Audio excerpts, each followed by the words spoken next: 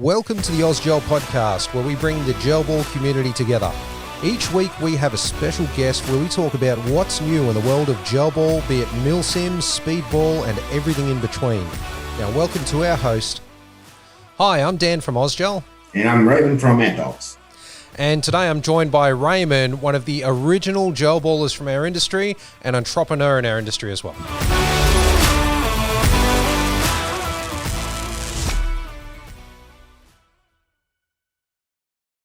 Mate Ray, thank you very much for joining us. I think this has been a long time coming. You've been a member and an active member of the community for a very long time now. Let's learn a little bit about you. So tell us about who you are first and then how you got into gel ball. Well, my name is Raymond. I came from Indonesia. I studied back in Sydney. Graduated in 2013, and I got a job in Brisbane. So here I am. I came from an airsoft background. In Indonesia, airsoft is legal. Yep. It's very highly regulated. So you pretty much have, a serial number in every single blaster that you have there. So it's highly regulated. Sure. And sorry? So you're from Indonesia, you said? Yes. Okay, cool. So you studied in Sydney and then you scored a gig up here in Brisbane? Mm-hmm. That's pretty cool. And airsoft background. So tell us a little bit more about that, mate. So I started when I was 14 years old. So my dad actually gave me like an airsoft gun. Back then it was like Tokyo Marui M4 RIS. Still, front set was like metal, and then the receiver was still plastic, because I think at that time in Japan you cannot have a full replica. Yeah. So I think 60% or like 50% of them needs to be plastic still. But yeah, from there on, I just played till 19 before I actually came to Australia to study. Yeah. And was gel ball already sort of an active thing when you started, or like when you started playing gel ball, was it already sort of kicking along, or was it? No.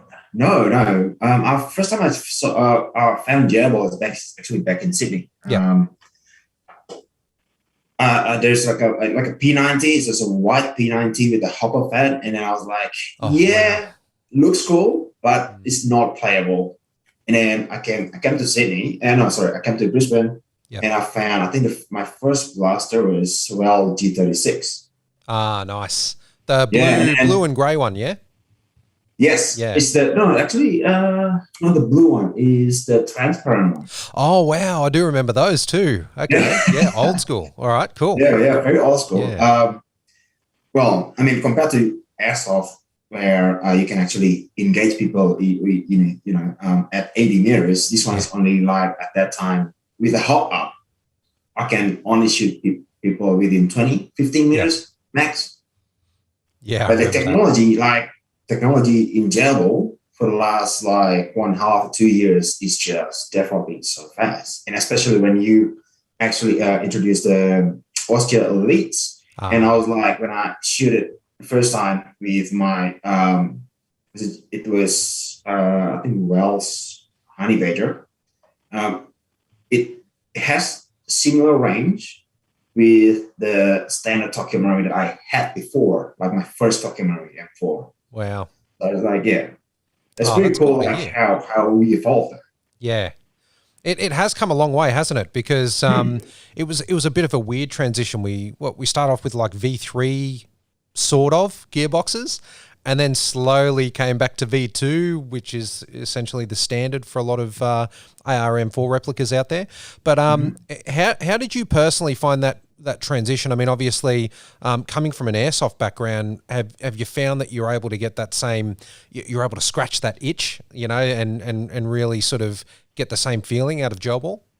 Yeah, definitely. Like, especially, in airsoft world, when we transition from EAG, which is an electric one, and then going towards the gas blowback one, it takes about 2-3 years before they arrive in Indonesia, where we are at the moment. Like AAG coming like 2 years ago, and then within 6-8 months we P1 introduced to the market. I was like, oh wow, okay, well, it's not perfect as whatever. Yeah.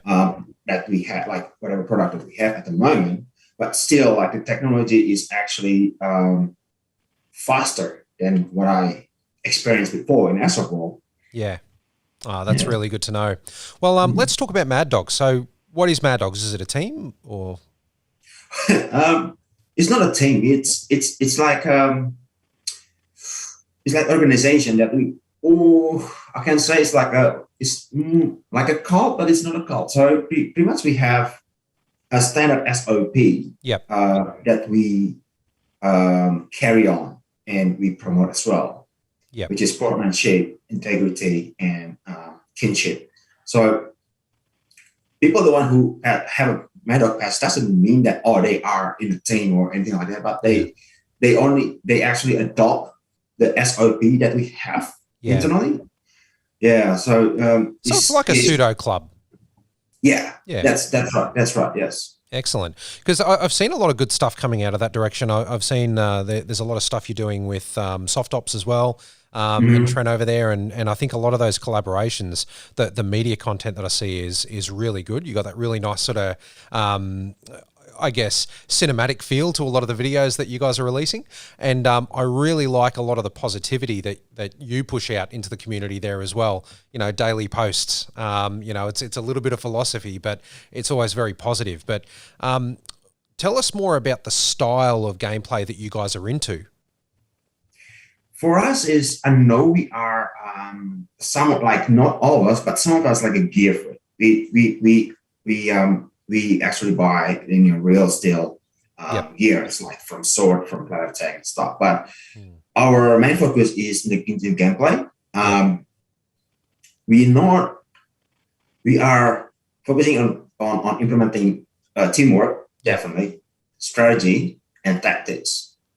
So we have a couple of speed software in our team, but mainly we are. I cannot say we are a milsimer because it's milsimer is like more focusing towards gears, a proper military SOP, blah blah blah. But we are more like, I think it's in between milsimer.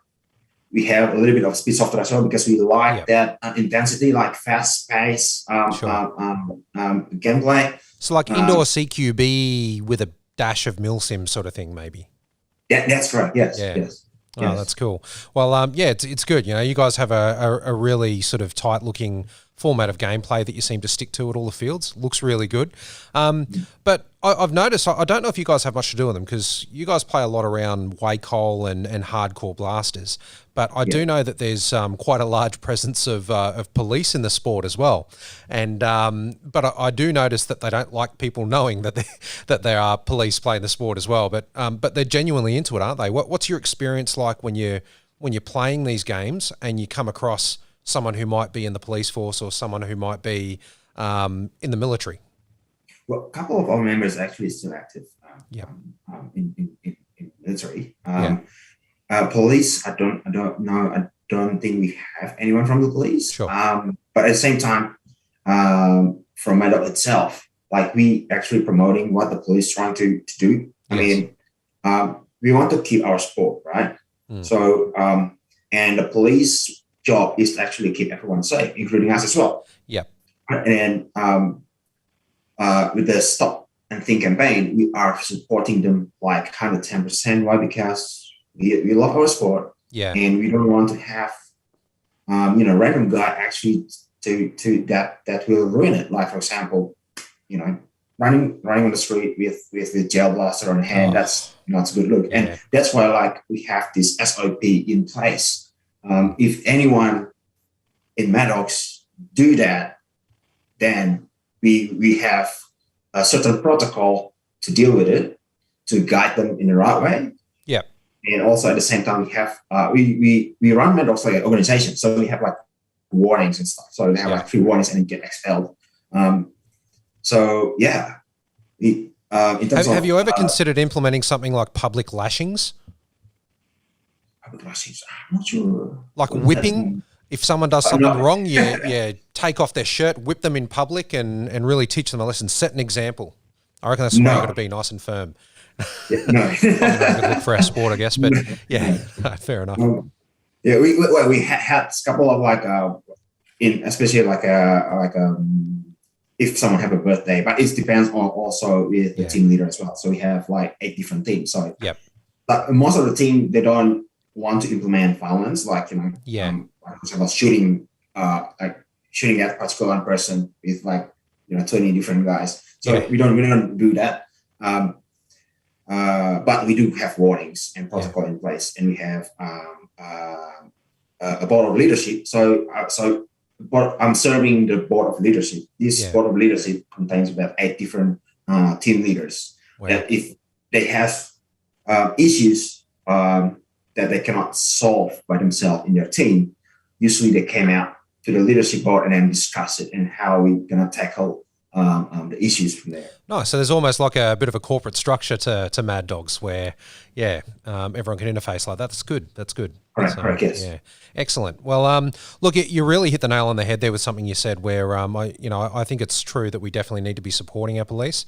I mean, especially here in Queensland, it's one of the few states in our country where the police, rather than just do some quick Google searches to see what gel ball's about, they've actually gone out there, picked up a gel blaster and attended the fields to see what the community's like, what the culture's like. And I think when they came back, that had a lot to do with, I think, why we have gel ball here in Queensland and why we've got this good relationship with the police, because they've seen that, there's people that are into this as a hobby and also treat it as a legitimate sport. And then you've got clubs like Mad Dogs, who have very strict rules. If anyone breaks those rules, then obviously there's consequences for them. No violence, of course, but it's good, and it's great to see that sort of organisation within the gel ball community. But in your opinion, what do you think the future of gel ball looks like in Australia? This is, I would say, especially on what happened in WA and South Australia. Yeah.